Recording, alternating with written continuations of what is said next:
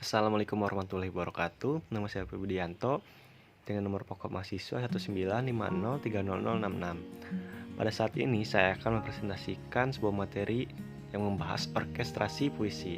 Nah, video ini saya buat untuk memenuhi salah satu tugas dari mata kuliah kajian dan apresiasi puisi.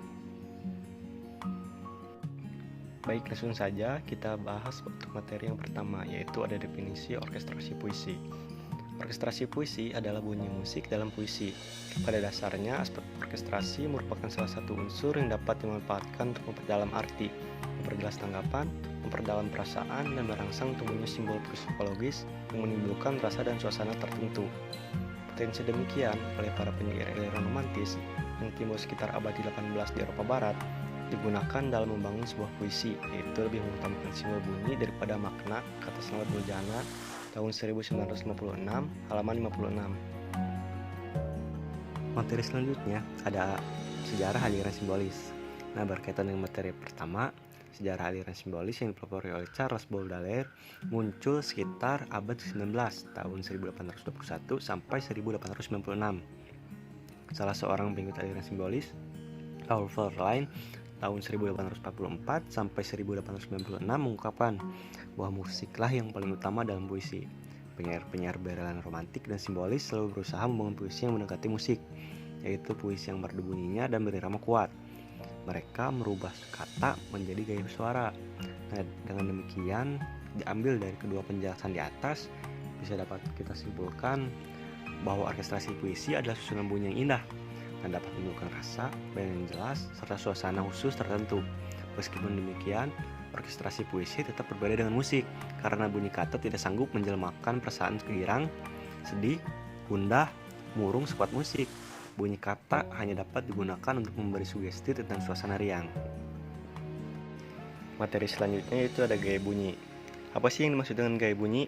Nah, gaya bunyi ini meliputi penggunaan bunyi-bunyi tertentu untuk mendapatkan efek tertentu, yaitu efek estetis.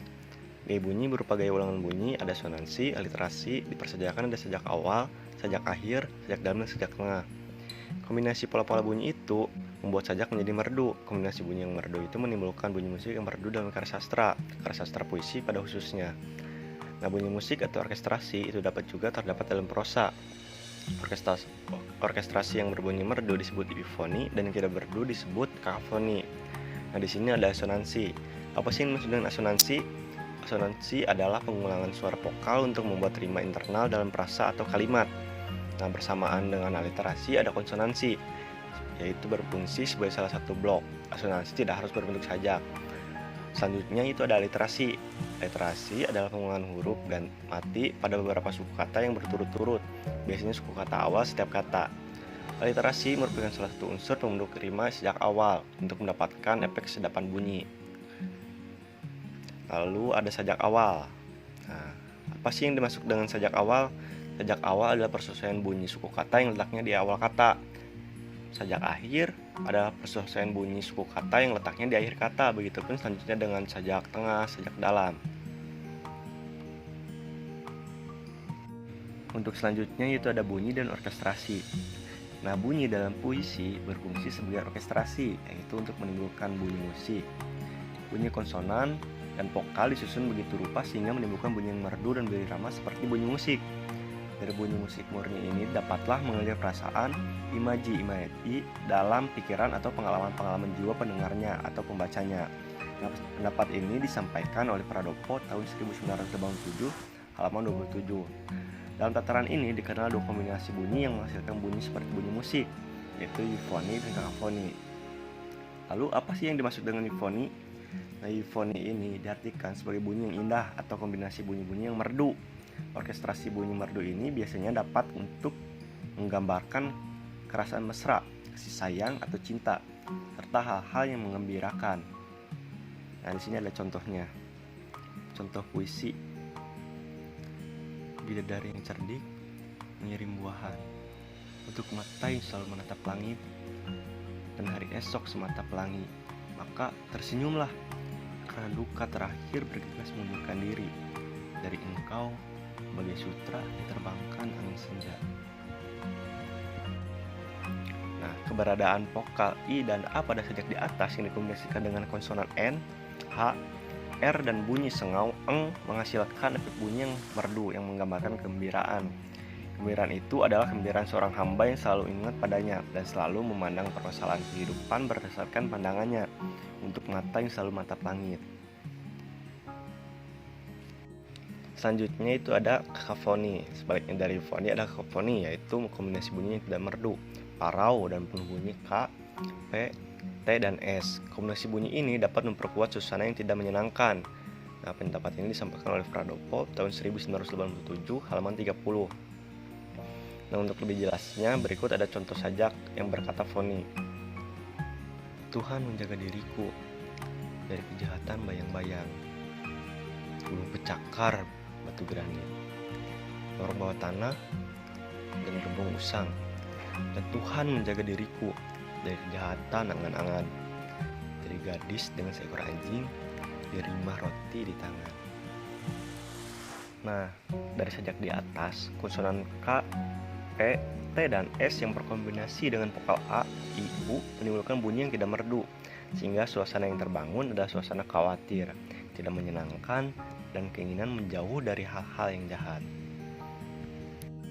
Nah, materi selanjutnya itu ada rima dan ritme. Nah, apa sih yang dimaksud dengan rima? Rima atau persamaan bunyi adalah pengulangan bunyi berselang, baik dalam larik maupun pada akhir puisi yang berdekatan. Bunyi yang berima itu dapat ditampilkan oleh tekanan, nada tinggi, atau perpanjangan suara. Puisi-puisi yang bergaya rima kental biasanya adalah puisi-puisi Melayu dan beberapa puisi angkatan di bawah penulis kontemporer. Mereka menulis puisi-puisi seperti bentuk pantun modern, artinya ada beberapa bunyi yang sama pada setiap pengulangan bunyi yang berselang. Nah, dalam rima ada beberapa jenis rima. Yang pertama ada rima akhir. Rima akhir yaitu rima yang terdapat pada akhir larik sebuah sajak. Selanjutnya ada rima berpeluk, yaitu rima akhir pada bait berlarik genap. Yang larik pertamanya berima dengan larik ketiga dan larik keduanya berima dengan larik keempat. Selanjutnya ada rima dalam, yaitu rima antara dua kata atau lebih dalam satu larik sajak. Yang keempat ada rima ganda, yaitu rima yang terdiri atas dua suku kata, tetapi hanya suku kata pertama yang dapat tekanan. Misal dalam bahasa Inggris adalah motion dan potion berima ganda. Yang kelima ada rima tengah, yaitu rima antara suku kata pada posisi yang sama yang terdapat pada dua kata dalam satu lirik saja. Selanjutnya yaitu ada ritme. Nah, ritme atau irama dari bahasa Yunani produk ritmos, suatu ukuran gerakan yang simetris, adalah variasi horizontal dan aksen dari suatu suara yang teratur. Ritme terbentuk dari suara dan diam. Suara dan diam disebut digabungkan untuk membentuk pola suara yang berulang untuk membuat ritme. Ritme memiliki tempo yang teratur, tetapi dapat memiliki bermacam-macam jenis. Beberapa ketukan dapat lebih kuat, lebih lama, lebih pendek, atau lebih pelan dari lainnya. Dalam sebuah musik, seorang komposer dapat menggunakan banyak ritme berbeda.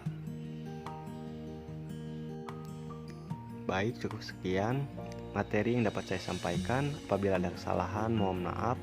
Wassalamualaikum warahmatullahi wabarakatuh.